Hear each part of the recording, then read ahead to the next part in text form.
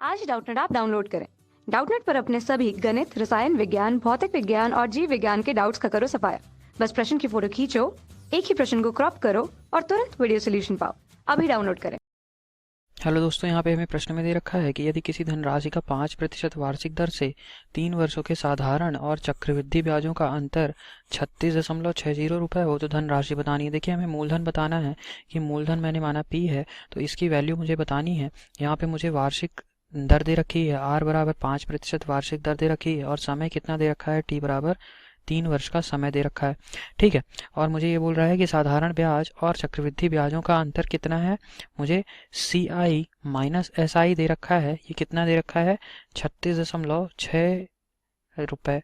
ठीक है, तो देखिए मुझे पता है कि अगर मैं 3 वर्षों के लिए, अगर 3 वर्ष के लिए बात करता हूँ तो चक्रवृद्धि ब्याज और साधारण ब्याज में अंतर क्या आ जाता है मेरा, CI माइनस SI बराबर मैं लिख सकता हूँ R बटे P गुणे R बटे 100 का क्यूब प्लस 3P गुणे R बटे 100 का स्क्वायर। ठीक है, 100 का वर्ग। तो देखिए ये क्या आ जाएगा मेरा, मुझे पता है कि इन दोनों का अंतर कितना दिया हुआ है, 36.60 रुपये। अब मैं आपसे कहूँ कि P मेरा अननोन है, P मुझे निकालना है। R कितना दिया हुआ है, 5%, तो 5/100 का क्यूब करना पड़ेगा प्लस 3P गुणे मुझे क्या करना होगा, यहाँ पे R कितना है, 5%। ठीक है, 5/100 का स्क्वायर। तो देखिए यहाँ से अगर मैं आपसे ये कहूँ कि मुझे P निकालना है, तो P निकालने के लिए हमें क्या करना होगा, P अगर मैं यहाँ से दोनों से कॉमन ले लूँ तो ये क्या आ जाएगा, मुझे बताइए, 5/100 का क्यूब प्लस 3 गुणे 5/100 का स्क्वायर। ठीक है, ये आ जाएगा और ये किसके बराबर होगा, 36.60 के रुपए के बराबर होगा। तो देखिए इसको हल करने के लिए मैं क्या कर सकता हूँ कि 100 का स्क्वायर मैं दोनों से कॉमन लेके यहाँ पे तिरक गुणा कर दूँ तो ये कितना आ जाएगा, 36.60 गुणे 100 का स्क्वायर। ठीक है, बराबर ये क्या आ जाएगा, P गुणे, देखिए ये क्या बच जाएगा, 5/100 यानी कि 5/100 और ये कितना बच जाएगा, 5 का क्यूब बटे 100 एक्चुअली। और ये क्या हो जाएगा बताइए, ये अगर मैं इसका वर्क कर देता हूँ 5 का तो ये क्या हो जाएगा, 25 और 25 तियाँ 75, तो ये आ जाएगा 75। अब मैं इन्हें इसको आराम से हल कर सकता हूँ। तो देखिए यहाँ से P बराबर मेरा क्या आ गया, 36.60 गुणे 100 का स्क्वायर यानी कि 2 जीरो और आ गए। और इसको मैं क्या लिख सकता हूँ बताइए, 5 का क्यूब है तो 5 का क्यूब मुझे आ गया 125, 125/100 प्लस 75।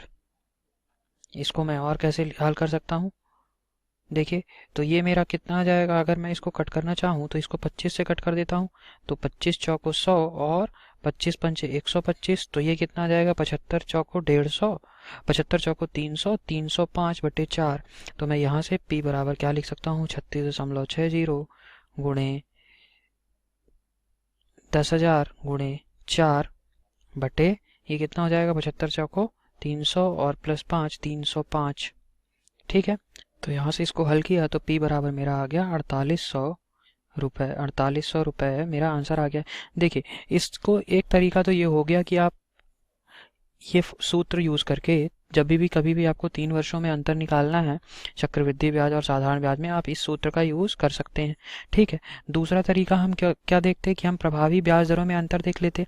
दूसरा तरीका क्या होता, सेकंड मेथड, अगर मैं कहूँ सेकंड मेथड, तो हम प्रभावी ब्याज दरों में अंतर देख लेते। प्रभावी ब्याज दरों में अंतर, ब्याज दरों में अंतर। तो देखिए पहले हम क्या करते, अगर मैं 3 वर्षों के लिए साधारण ब्याज दर बोलता, 3 वर्ष के लिए साधारण ब्याज दर बोलता यानी कि SI के लिए बोलता ब्याज दर, तो ये कितना आ जाता, 3 गुणे 5% यानी कि ये कितना आ जाता, 15% ब्याज दर हो जाती है ना।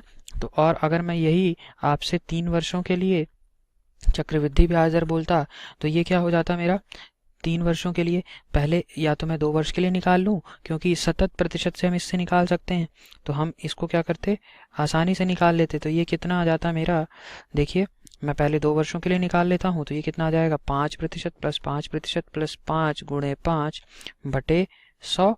तो ये कितना आ गया मेरा, 5 दूनी 10, 10 प्लस ये कितना जाएगा, 0.25, यानी कि ये कितना आ गया 10.25। ठीक है, 10.25% आया 2 वर्ष के लिए। 3 वर्ष के लिए कितना हो जाता ये 10.25 प्लस 5 प्लस 10.25 गुणे 5 बटे 100। ठीक है, तो ये जब मैंने इसको हल किया तो ये कितना आ जाता 10.25 में 5 और जुड़ जाता तो 15.25 और प्लस ये कितना हो गया मेरा 0.5125। तो इसको दोनों को मैंने जोड़ दिया तो ये कितना आ गया 15.7625%। ठीक है, तो 3 वर्षों के लिए चक्रवृद्धि ब्याज के लिए मेरा प्रभावी ब्याज दर प्रतिशत कितना आया 15.7625। और अगर साधारण ब्याज से मैं देखूं तो ये कितना आया 15%। तो दोनों के बीच का अंतर क्या आ जाएगा, अंतर दोनों के बीच में ब्याज दरों में अंतर कितना आ जाता 15.7625 माइनस 15%। तो ये कितना आ जाता 0.7625%। ठीक है, अब ये मुझे आ गया और राशि मुझे कितनी दे रखी है, मुझे बताइए राशि कितनी दे रखी है 36.60 रुपये। तो ये मुझे 0.7625 किसका राशि का किसके बराबर आ जाता 36.60 रुपये का, 36.60 रुपये का। तो अगर मैं आपसे ये बोलता कि 100% राशि के लिए चाहिए, 100% राशि यानी कि मूलधन, 100% राशि तो मूलधन ही कहलाएगी ना पूरी राशि के लिए। तो ये कितना आ जाता मेरा 36.60 बटे 0.7625 गुणे 100 और इसको मैंने हल किया तो ये मेरा आ गया 4800 रुपये। ठीक है, तो मेरा आंसर चाहे आप चाहे तो ये मेथड यूज़ कर सकते हैं या फिर आप इस सूत्र को भी यूज़ कर सकते हैं। ठीक, तो मेरा आंसर कौन सा आ गया, ऑप्शन नंबर डी 4800 रुपये। Thank you. कक्षा 6वीं से 12वीं से लेकर नीट, IIT, JEE वो एडवांस के लेवल तक 1 करोड़ से ज्यादा छात्रों का भरोसा। आज ही डाउनलोड करें डाउटनेट ऐप या व्हाट्सएप करें अपने सारे डाउट्स 8400 400 400 पर।